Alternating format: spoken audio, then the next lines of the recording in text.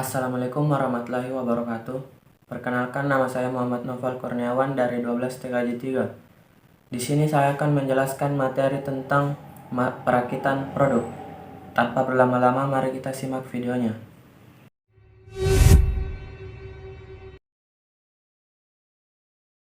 Nah, di sini saya akan menjelaskan tentang materi perakitan produk. Nah, yang pertama, saya akan menjelaskan pengertian perakitan dan prinsip perakitan produk.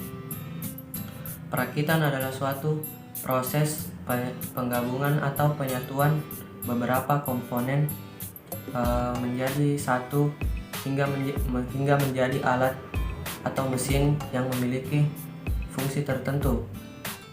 Perakitan dapat dilakukan apabila objek sudah siap dan akan berakhir apabila objek sudah tergabung menjadi sempurna. Perakitan juga dapat diartikan sebagai penggabungan beberapa komponen yang satu dengan komponen yang lain. Pada prinsipnya, perakitan dalam proses manufaktur terdiri dari pasangan proses semua bagian komponen menjadi suatu produk. Proses perancangan, proses pemberian nama atau label, pemisahan perakitan produk yang baik dan hasil perakitan produk yang buruk, serta pengepakan dan penyiapan untuk pemakaian akhir. Perakitan merupakan proses khusus bila dibandingkan dengan proses manufaktur lainnya. Misalnya permesinan, pries, bubut, bor, dan gerinda. Pengelasan yang di sebagian pelaksanaannya hanya meliputi satu proses saja, sementara dalam perakitan bisa meliputi berbagai proses manufaktur.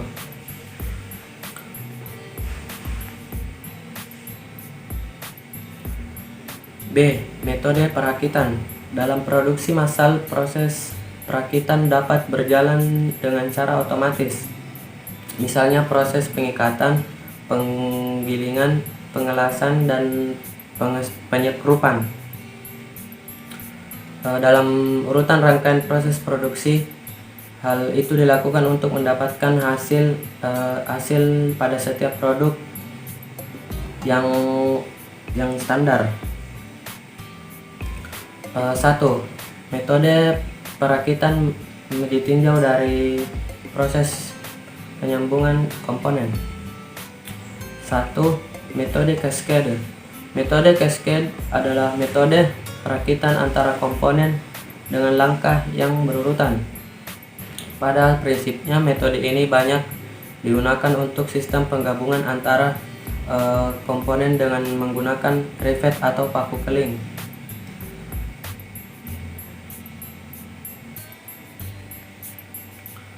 Yang kedua yaitu metode keseimbangan.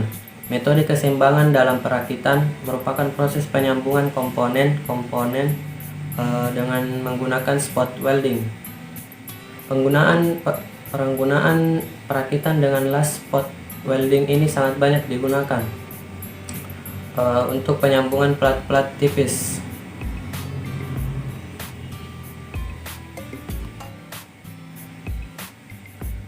Yang ketiga, metode bongkar pasang atau knockdown.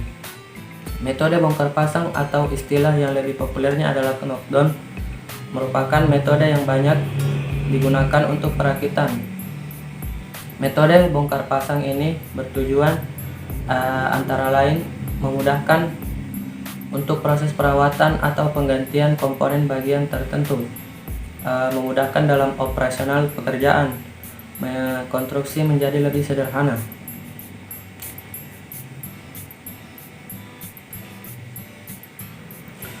Penggunaan lebar bahan dan jenis dapat dengan mudah diterapkan dalam peralatan proses perakitan dengan metode knockdown ini. Umumnya menggunakan sambungan baut dan mur ataupun screw dilakukan dengan secara teliti. Metode ini harus dilakukan dengan secara teliti, terutama dalam hal pengeboran lubang-lubang yang akan dirakit. Pengeboran lubang-lubang ini biasanya dilakukan dengan memberi posisi dasar pemasangan.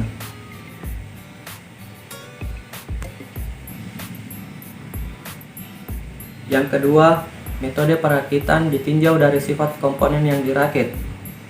Yang pertama, metode perakitan yang dapat ditukar-tukar.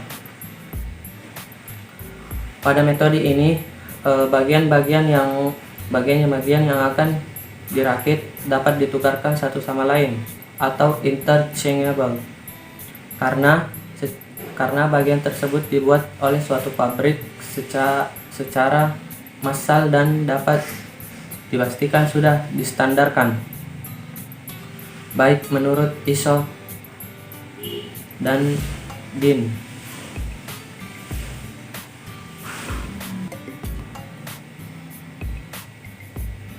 Yang kedua, perakitan dengan pemilihan.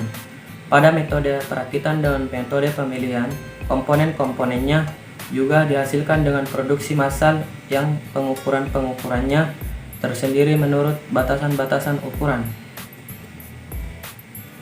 Yang ketiga yaitu perakitan secara individual. Perakitan secara individual dalam pengerjaannya tidak dapat kita pisahkan antara pasangan satu dengan pasangan yang lain, karena dalam pengerjaannya harus berurutan tergantung bagian sebelumnya. Salah satu komponen yang berpasangan tersebut kita selesaikan terlebih dahulu.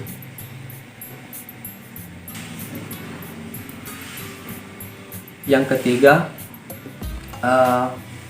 proses yang harus diperhatikan dalam perakitan yaitu jenis bahan yang ingin dirakit. Yang kedua, kekuatan yang dibutuhkan. Yang ketiga, pemilihan metode penyambungan. Yang keempat, pemilihan metode penguatan. Yang kelima, penggunaan alat bantu perakitan. Yang keenam, toleransi. Dan yang ketujuh, bentuk atau tampilan produk. Yang kedelapan, ergonomis. Yang kesembilan yaitu tahap akhir.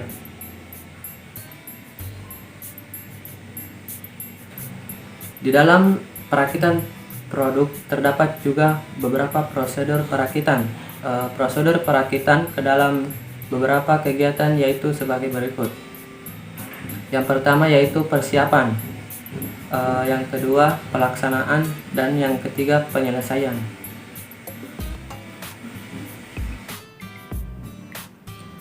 Di dalam perakitan produk terdapat juga beberapa sistem perakitan dan keseimbangan lintasan. Yang pertama, sistem perakitan. Ada beberapa macam jenis perakitan yang sering digunakan di dunia industri. Hal ini tergantung pada pekerjaan yang akan dilakukan. Biasanya faktor bentuk dari jumlah produk yang akan dihasilkan sangat menentukan. Pada umumnya ada dua jenis perakitan, yaitu yang pertama yaitu perakitan manual, yaitu perakitan yang sebagian besar proses dilakukan secara konvensional. Konvensional bisa juga diartikan sebagai menggunakan tenaga manusia dengan peralatan yang sederhana tanpa alat-alat yang spesifik atau khusus. Yang kedua, perakitan otomatis, yaitu perakitan yang dikerjakan dengan sistem otomatis seperti otomasi, elektronik, mekanik, gabungan mekanik dan elektronik, dan membutuhkan alat bantu yang lebih khusus.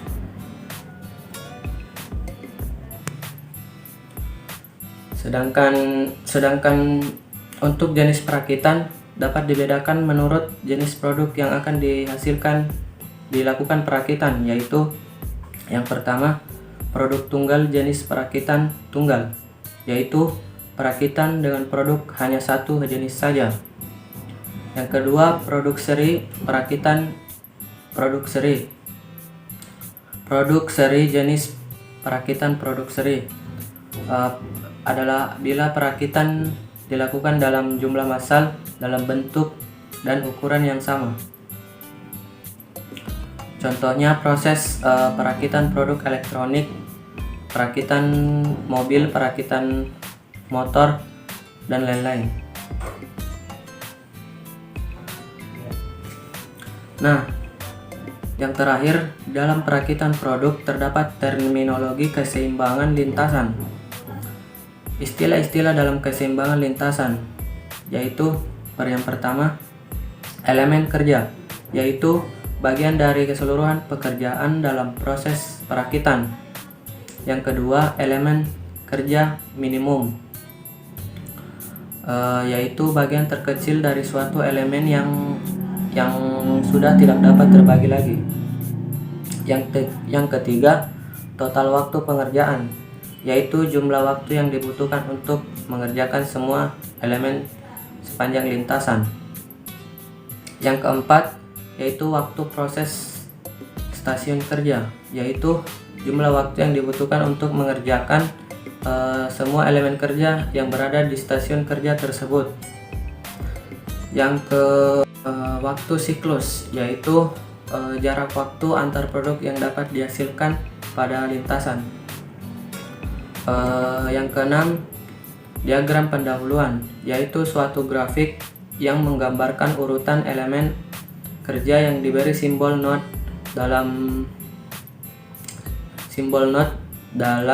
tanda panah sebagai penghubung antar not yang menunjukkan aliran tiap elemen.